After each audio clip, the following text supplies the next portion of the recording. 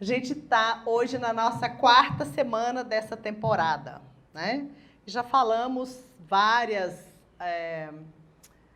coisas e vários motivos que nos levam à doença, né? E hoje é nosso 4º encontro, já temos mais 2. E lembrando que semana passada, mas eu vou fazer essa pergunta daqui a pouco, porque aí mais pessoas já chegaram. Semana passada a gente lançou um desafio aqui. Quem ficasse uma semana sem julgar nada nem ninguém, nem pessoalmente, nem pela televisão, assistir qualquer coisa e sem julgar ninguém, ia participar do sorteio, né, de um trabalho de constelação familiar. Então, a gente vai daqui a pouco perguntar se alguém conseguiu fazer esse movimento. E a gente sempre diz, né, vocês que queiram estar com o celular no Instagram, constelação.renascersaúde, podem ficar. E no momento, pode ficar ligado, né, se quiser falar algo aí. E no momento das constelações é que nós pedimos que todos desliguem os celulares, tá? E para o pessoal também do Instagram, do Facebook, a gente pede que vocês convidem aí seus amigos, seus parentes, seus inimigos, enfim, convide todo mundo para ouvir um pouquinho, porque às vezes uma informação que a gente fala consegue fazer com que alguém compreenda o que está acontecendo com ela, né? E é isso que a gente quer, para que as pessoas possam encontrar uma solução, não só quando senta naquela cadeira ou quando faz uma constelação, mas que procure mudar essa postura ou compreender algo para mudar no dia a dia, para chegar um momento em que sentar na cadeira para fazer uma constelação seja assim mais raro. O mais importante realmente é a pessoa mudar a postura no dia a dia.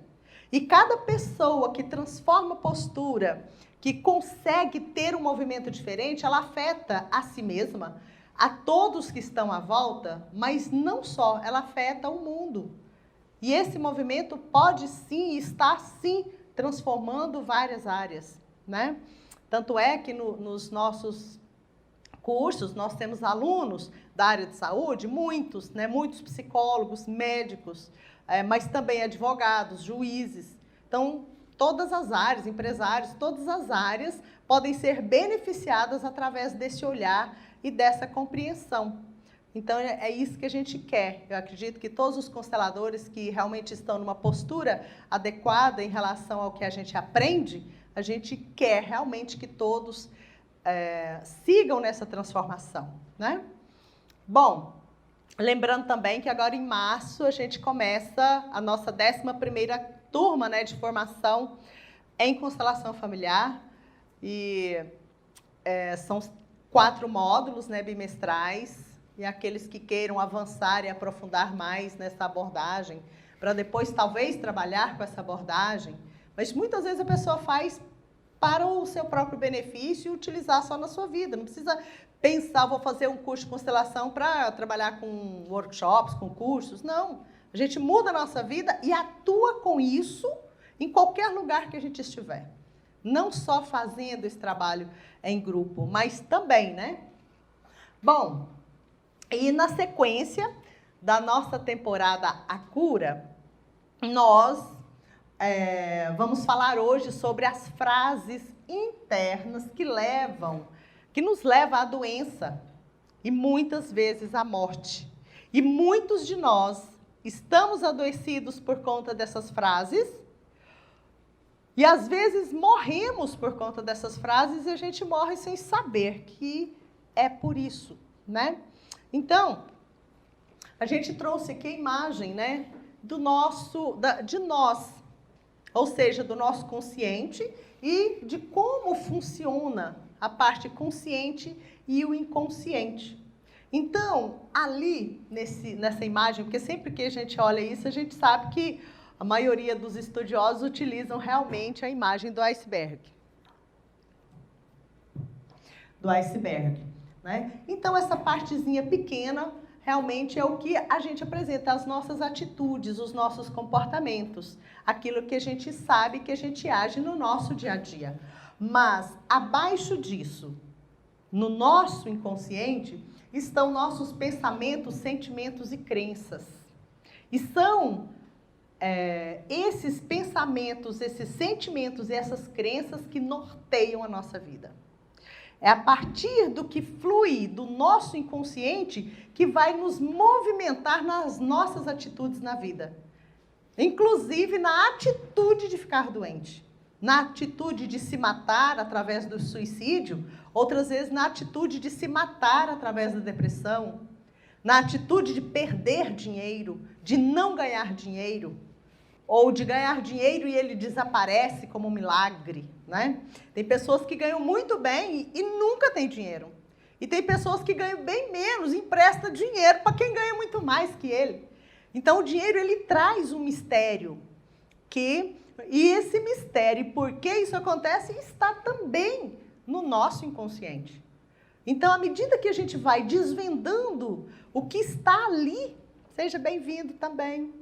À medida que a gente vai desvendando o que está ali, aí trazendo isso para o nosso consciente, então nós temos a opção ou a oportunidade de mudar, de fazer diferente, de pensar diferente, de agir diferente.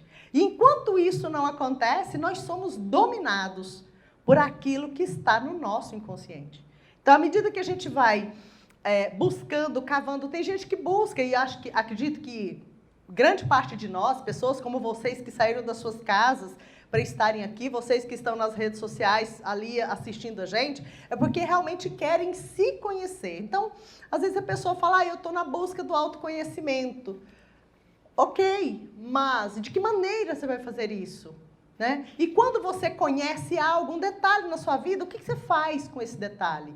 Qual é a sua atitude? Então, nós precisamos identificar o que está no nosso inconsciente, trazer isso para o consciente, que vai transformar a nossa atitude. E dentro do trabalho de constelação, a gente trabalha exatamente com o inconsciente. Como eu falo, a gente não olha as folhas que estão flutuando sobre o lago, a gente mergulha no lago para ver o que existe no fundo do lago, o que realmente tem ali, né? Ali a gente escreveu, somos movidos pelo que está em nossa alma, no nosso inconsciente. Nossos pensamentos, sentimentos e crenças é que geram as nossas atitudes.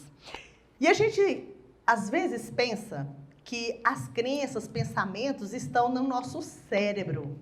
E isso não é verdade. Isso está no nosso corpo. Cada célula do nosso corpo tem memórias, tanto do óvulozinho que veio da nossa mãe, quanto do espermatozoide que veio do nosso pai. Estão as informações de tudo que aconteceu na nossa família. E isso está no nosso inconsciente, mas em cada parte do nosso corpo. Tem um médico, neurocirurgião, Dr. Paul Pearsall, e é um escritor, ele escreveu vários livros dentro dessa abordagem, e ele fez mais de 20 anos de pesquisa e comprova claramente, porque ele trabalha com transplante também, claramente que as memórias do órgão de uma pessoa afeta diretamente a outra pessoa quando recebe aquele órgão. E tem, inclusive, uma das histórias em um dos livros dele, que ele conta o seguinte, uma criança de 10 anos recebeu o coração transplantado de uma menininha de 8 que foi assassinada. Assim que a menina se recuperou, a de 10 anos, né, recebeu o coraçãozinho da outra e foi se recuperando, ela começou a ter pesadelos estranhos. E nesses pesadelos, ela via onde que ela estava sendo presa e que depois ela estava sendo morta. E através das memórias da criança que recebeu o coraçãozinho transplantado, os policiais puderam descobrir o assassino e prenderam o assassino da criança que morreu. Então, não são só essas informações dessa criança, mas mulheres, né, tanto que ele conta nas pesquisas deles, uma mulher muito recatada também recebeu um órgão de uma outra pessoa e a partir da recuperação ela mudou totalmente o comportamento dela. O esposo dela achou, né, assim, totalmente diferente o jeito que essa mulher agiu a partir de receber um órgão de uma outra pessoa.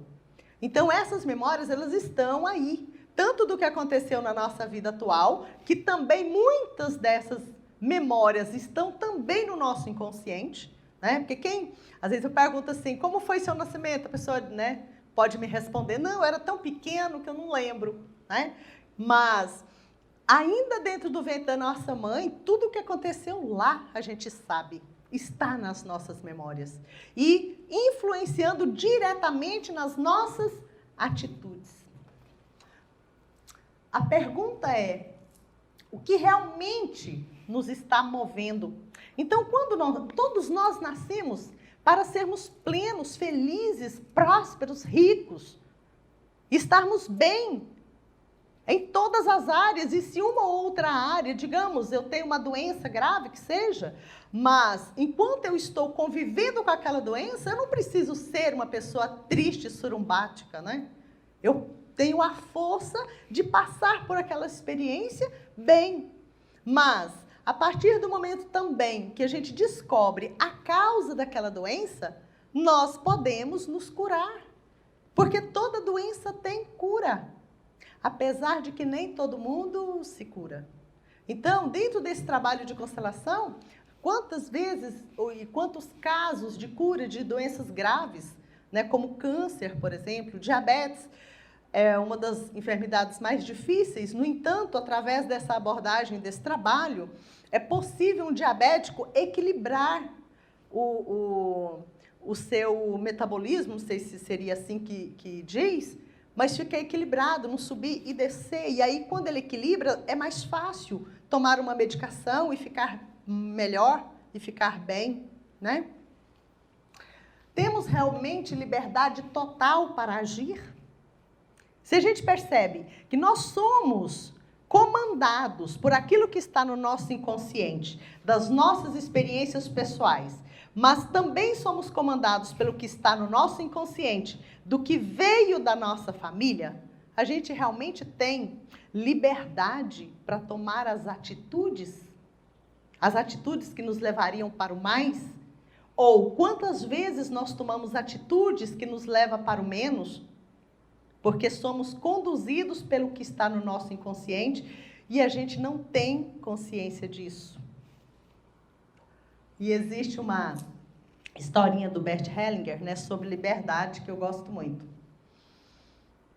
Um discípulo perguntou para o mestre, mestre, o que é liberdade?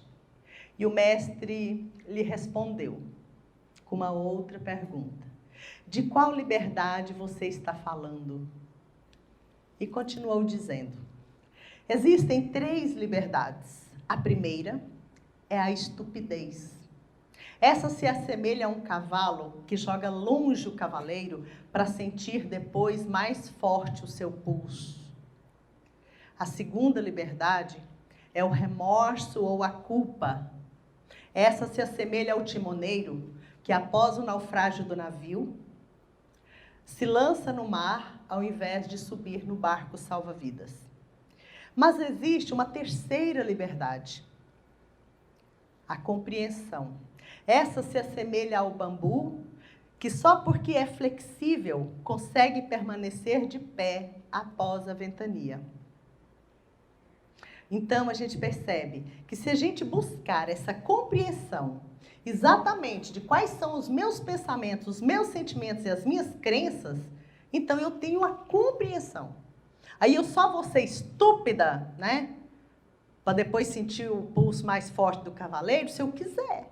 Porque eu já sei o que é que eu tenho que fazer, né? Então, eu posso ter uma flexibilidade diante dos movimentos e dos fatos da vida. Eu não preciso mais estar como o cavalo, né? Sendo estúpida sem saber nem por que eu estou sendo estúpida.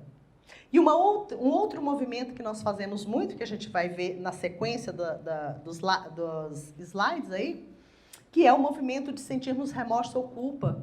Isso, muitas vezes, quando a gente fica atado a isso, nós, às vezes consciente, mas na maioria das vezes inconscientemente, a gente se lança a um processo de expiação.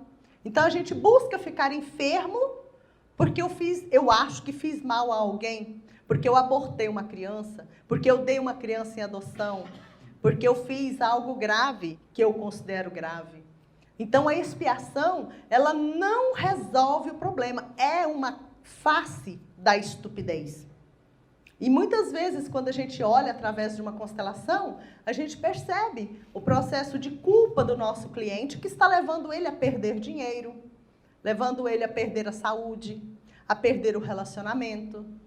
Então, quando a pessoa olha para o que aconteceu, então ela tem a compreensão e ela pode, então, mudar a atitude. Aqui a gente colocou que o nosso consciente, né, pesquisa feita, ele gera 50 bytes por segundo, que são as conexões, né, neuronais e como funciona não só o nosso cérebro, mas todo o nosso corpo dentro daquilo que é consciente. E o inconsciente, 11 milhões de bytes por segundo. Então, o movimento do nosso inconsciente, ele é muito mais forte, mais rápido e mais poderoso. É por isso que muitas vezes, se você está num bate-papo e a pessoa diz para você, nossa, você não ganha dinheiro porque você acredita que sua mãe é vítima do seu pai. Você tem dó dela, por isso você não ganha dinheiro. Você ouviu aquilo, mas aquilo não consegue te mover tão profundamente do que quando a gente diz aquilo, às vezes aqui na constelação, ou em contato mais profundo com a pessoa. Por quê? Porque quando a gente dá uma informação que chega só no raciocínio da pessoa, a pessoa não está mergulhada no campo do inconsciente. Porque é nesse campo que as constelações se movem. Elas acontecem dentro de um campo que se forma aqui, que é a projeção do inconsciente do nosso cliente. Tem gente que fala assim, aquele teatro é legal, né? Então, aquele teatro, gente, são os atores representando o sistema familiar do cliente. E esses representantes se deixam ser conduzidos pela informação que está no inconsciente do cliente. É por isso que, às vezes, através da compreensão, a gente consegue jogar essa compreensão e mudar o comportamento. Outras vezes a gente só consegue isso, dependendo do caso, a gente só consegue isso quando a gente se coloca nesse campo. Mas eu sempre digo, respeitar pai e mãe, ver a grandeza deles, a gente não precisa constelar para isso, né? Isso a gente pode fazer sem pagar, né? Isso é de graça. Bom, as frases, né? As frases que nos levam à doença. Essa é uma delas. Eu sigo você na morte. Dessas frasezinhas que está lá no nosso inconsciente. E aqui abaixo eu coloquei frases de transformação. Se eu trago essa frase dentro da minha alma, do meu coração, o que eu preciso fazer para mudar isso dentro de mim? Então, eu coloquei essa frase. É a frase interna de um filho ou filha que quer seguir a mãe ou o pai na morte. Ocorre também quando morre um filho precocemente, especialmente se a mãe se sentir culpada ou ainda um namorado. A pessoa deseja morrer para acabar a separação entre eles.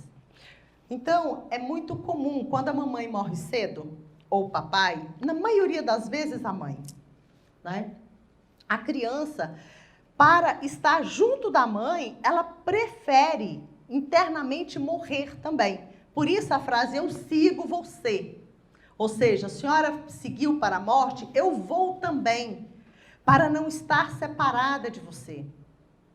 Então, esse movimento acontece também quando eu coloquei namorado, mas pode ser namorado, noivo, casados recentemente, que não deu tempo ainda, assim, porque são recentemente, e jovens, né? Porque ainda não deu tempo de ficar ruim, né? Então, depois que fica ruim, morre, você fala, nossa, foi tão ruim, né? Mas tudo bem. Não deu tempo de querer que ele morra. Então, a gente percebe isso muitas vezes na constelação, a pessoa tem dificuldade de relacionamento de casal. Às vezes até casa, tem filhos e tal, mas é aquela dificuldade. Quando a gente olha, através da constelação, a pessoa está olhando para uma pessoa morta, né? E essa pessoa é um namorado que morreu. E a pessoa ficou ligada, ela queria estar com ele lá. Então, mesmo que ela não tenha morrido, mas o olhar dela, ela não está totalmente disponível para um outro relacionamento. E por que isso acontece? Porque a gente está olhando só, essa pessoa está olhando só para o amor dela, para a outra pessoa. Ela não viu o amor da outra pessoa por ela. Porque então a gente mostra, né? Se a sua mãe olhasse para você lá do mundo dos mortos e visse que você quer morrer para estar perto dela, como ela se sentiria? Ela iria se alegrar se você morrer também? Ou seja, a gente ajuda a pessoa a olhar para o amor do outro. Porque quem quer morrer para ficar junto do outro, está olhando só para o seu amor. Ela não está olhando para o amor da outra pessoa por ela. Então, algumas frases de efeito, né, agora eu vejo o seu amor por mim. Eu tomo esse amor e fico mais um pouco na vida. E quando chegar a minha hora, eu irei também. Então, essa é uma frase de transformar essa eu sigo você em um movimento para a vida. Porque as constelações familiares, elas tratam de vida e morte. Não trata de meio termo. É aquilo que leva para a vida ou para o mais, aquilo que leva para a morte ou para o menos. A morte não é só física. Quantas vezes as pessoas perdem dinheiro para não perder a vida?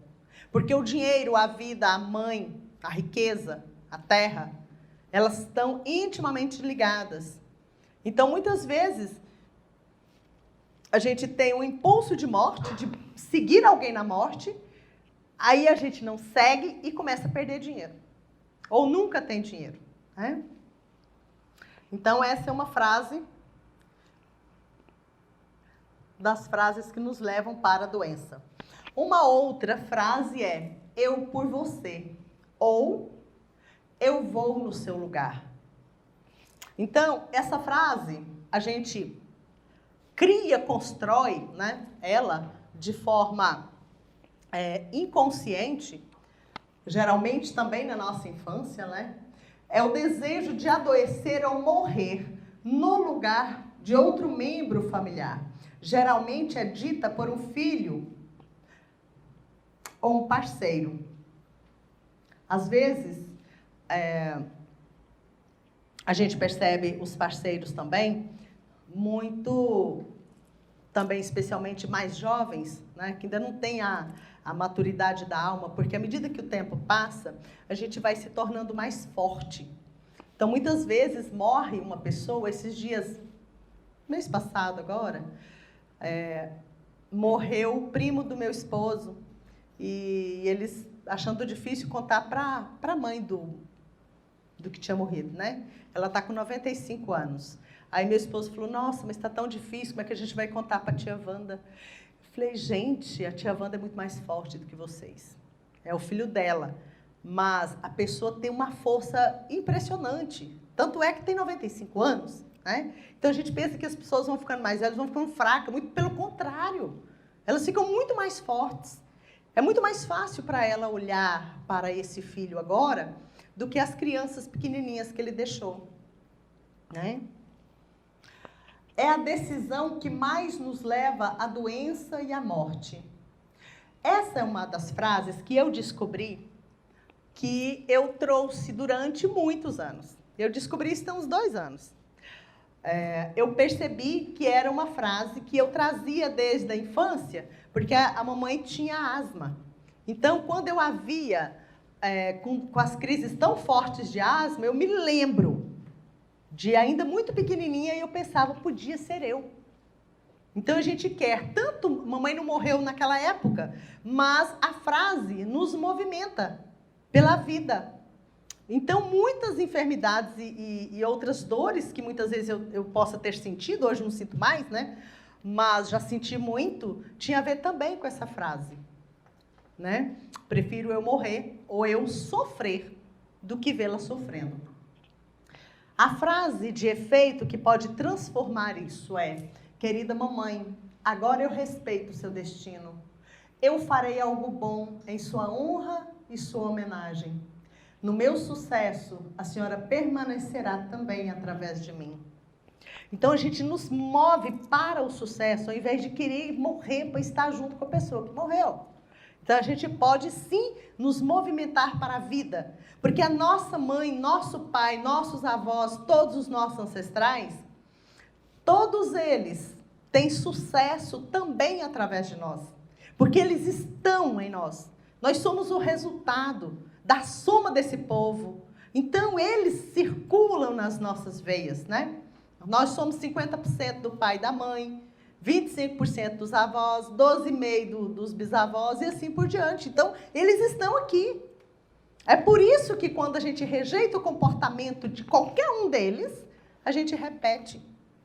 Porque quando eu rejeito, aquilo se torna tão forte em mim que uma força me movimenta para que eu faça igual e geralmente um pouquinho pior, em relação àquilo que eu rejeito e àquilo que eu julgo.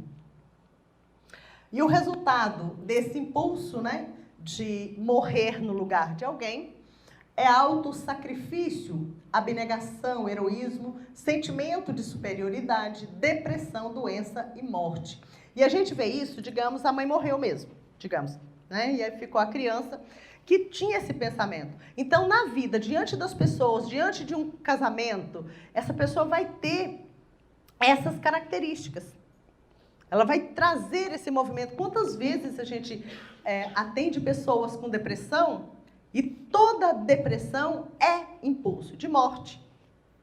E a gente, na constelação, a gente só vai perceber, descobrir e olhar para onde essa pessoa está olhando. Para quem ela está olhando. E muitas vezes elas estão olhando para a morte. Há pouco tempo, um senhor de quase 80 anos estava aqui. E eu não sei que pergunta que eu fiz sobre alguém que precisasse de constelar. Alguma pergunta que eu fiz, ele disse para mim assim, que ele precisava constelar também. Eu falei, sim. E se você fosse constelar, qual seria a sua questão, né? Porque às vezes eu pergunto, a pessoa me fala alguma coisa, eu já dou uma ajuda ali, né, numa frase. Ele disse para mim assim, eu preciso concordar com a morte do meu pai. Eu falei, mas como assim?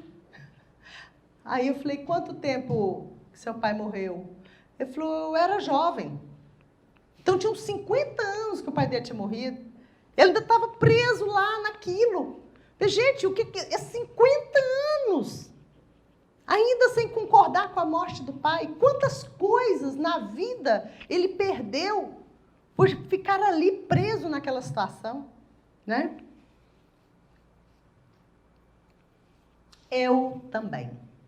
Essa é uma outra frase linda que eu também carreguei por muito tempo. Gente, eu acho que eu carreguei tudo, né? As outras que eu não falo é porque eu não descobri ainda, mas daí a pouco ainda descubro. Eu também. Com essa frase, alguém se despede internamente de sua vida. É dita, por exemplo, a um gêmeo que morreu ou a um irmão abortado. Bom, eu descobri há uns 4 anos atrás, mais ou menos, que eu sou trigêmea.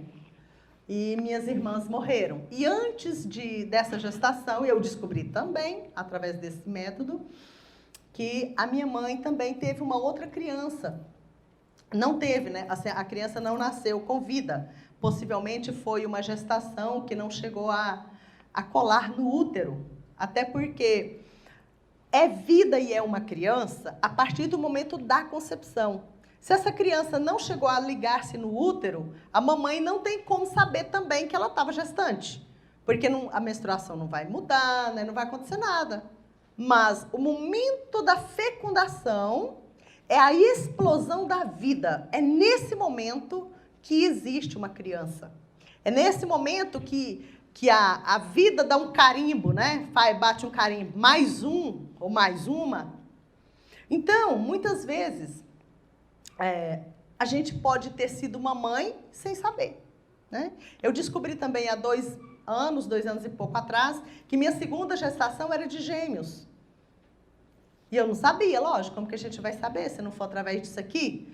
Olhando para a depressão, no meu caso da minha criança, né? Olhando isso, olhando a depressão da minha, no caso, terceira filha. E o irmãozinho morreu, né, meu filho, e ela fala isso, eu também. E falou isso durante muitos anos, até uns 2 anos atrás. Quando eu descobri, falei para ela, e as coisas foram mudando, mas muito especialmente o dia que ela tomou esse irmão. E ela percebeu isso, porque antes eles me escutam, né? Me ouvem assim, pensam que eu estou numa nave espacial. Aí passou um tempo, mais ou menos 1 ano, ela estava com uma dificuldade, eu estava junto dela nessa época, na casa dela. Então, eu fiquei na frente dela, sem dizer quem eu representava. Eu fiquei na frente dela representando o meu filho, que é o irmão gêmeo dela.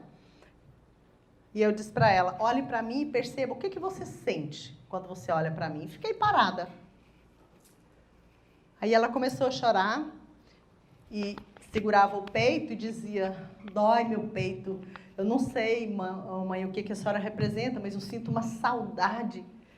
O sentimento que eu tenho aqui é de saudade. Então, depois disso, ela ficou gestante, né? Então, tem mais de 2 anos que a minha última netinha já tem 1 ano e pouco. Então, depois disso, ela ficou gestante pela 6ª vez, porque eu tenho 10 netos até hoje, que eu não, daí a pouco parece mais algum, né? E foi a única gestação que ela teve que ela ficou bem. Todas as outras gestações anteriores, ela entrava em depressão. Por quê? Porque todos nós, sabendo ou não, quando a gente fica gestante, nós entramos em ressonância com a nossa experiência gestacional. Então, como ela lá na gestação, ela ficou sem o irmão e sofreu muito e ficou triste, então quando ela ficava gestante, ela ficava triste também. Então, no momento em que ela fez esse trabalho e mudou o comportamento dela interno, muitas coisas na vida dela mudaram imediatamente, né? Inclusive, ela ficou gestante e foi a única gestação dela que ela não teve depressão e tal. Bom. Tem pergunta, pode. Poliana. Eu acho que é sua prima, que ela falou oi, prima. Oi, prima. Tá bom. Boa noite. E quando eu sigo conseguindo sucesso, com orgulho e gratidão por eles, no caso os pais, por tudo que eles me deram, porém, eu continuo adolescente. Bom, pelo menos tem dinheiro, né? Bom, prima, nesse caso, eu não sei dizer a não ser através mesmo da constelação, porque você continua adoecendo. Existe um motivo. O fato de você ser grata a eles já te fez ter mais prosperidade, né? mais resultados, né? Dentro da profissão. Agora, muitas vezes é o seu amor por sua mãe que passou a vida doente, né? Que teve uma vida muito adoecida e morreu cedo. Pode ser isso. E pode ser algo também do sistema do lado do seu pai. Então, para a gente ter certeza, é porque algo ainda não foi desvendado. Algo que ainda está aí. Que para onde o seu amor olha. Só essa, por enquanto? Está convidada para o dia 14 e 15, prima. No curso de Para que o Amor e o Sucesso dê certo. Todos vão fazer constelação, gente.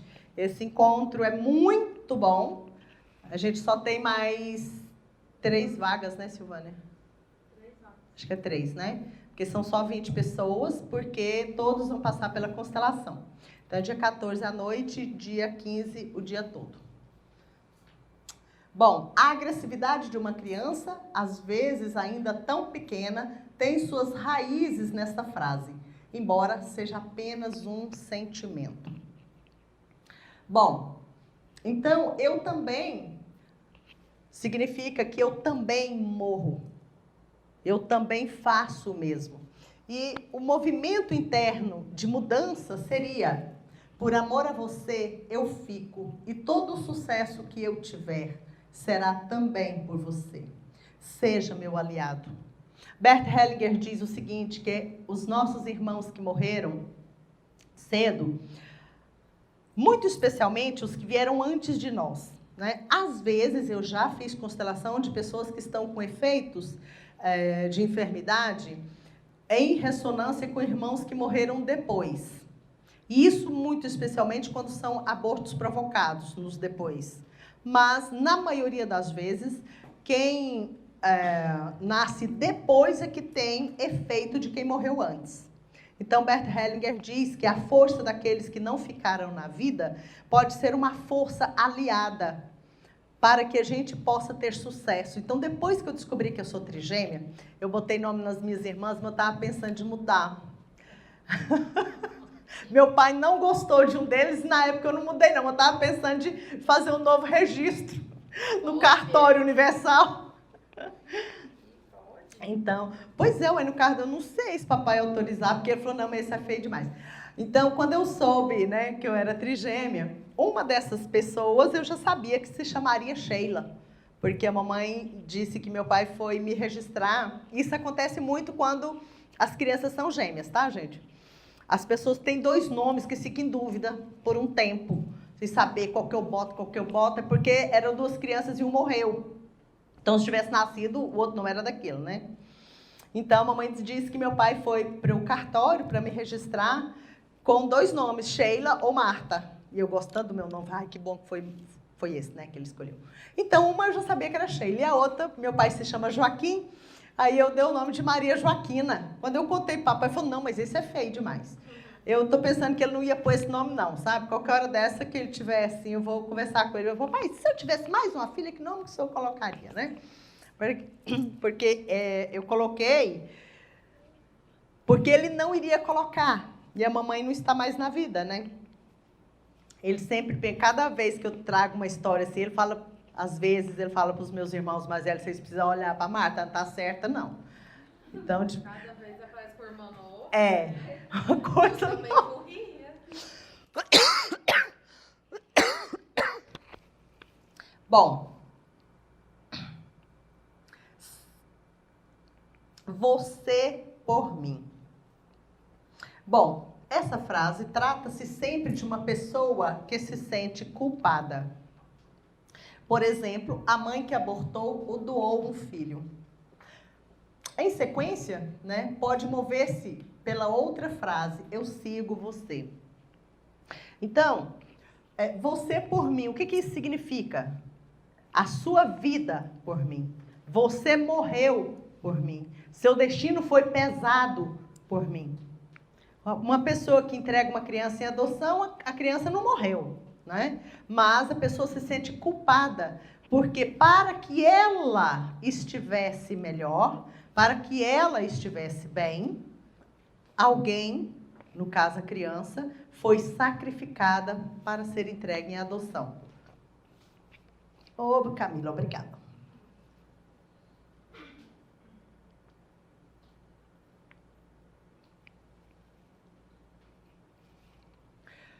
Então, a pessoa se sente culpada porque sabe que aquela atitude dela prejudicou alguém, feriu alguém profundamente, seja ao ponto de matar a criança, né, no aborto, ou feriu profundamente ao entregar a criança para alguém. Todas as crianças preferem morar debaixo da ponte com a mãe do que num palácio sem ela. Então, a gente pensa muitas vezes que foi muito melhor que a criança tivesse sido adotada. Que ótimo que alguém disponibiliza a cuidar de uma criança. Mas o que me move a adotar uma criança?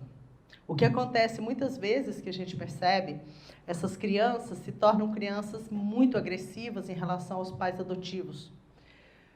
Por alguns motivos. Alguns deles, né? As pessoas adotam a criança porque não podem ter filhos ou para substituir uma carência. Então, você pega o menino adotado e enfia dentro de uma vaga, do espaço vazio de você. Então, você não está adotando aquela criança porque aquela criança não tem ninguém para cuidar dela. Você está adotando aquela criança porque você precisa de uma criança. E não porque a criança precisa de você. Então, você está levando essa criança para um lugar. E ela não vai ficar feliz com isso, não. Bom, um outro motivo que às vezes deixa as crianças não tão bem com os pais adotivos é porque, na maioria das vezes, os pais que adotam se julgam melhores para aquela criança do que os pais que deram a vida para aquela criança. E não respeitam e não agradecem os pais que deram a vida. Então, a criança se sente rejeitada, porque ela é os pais.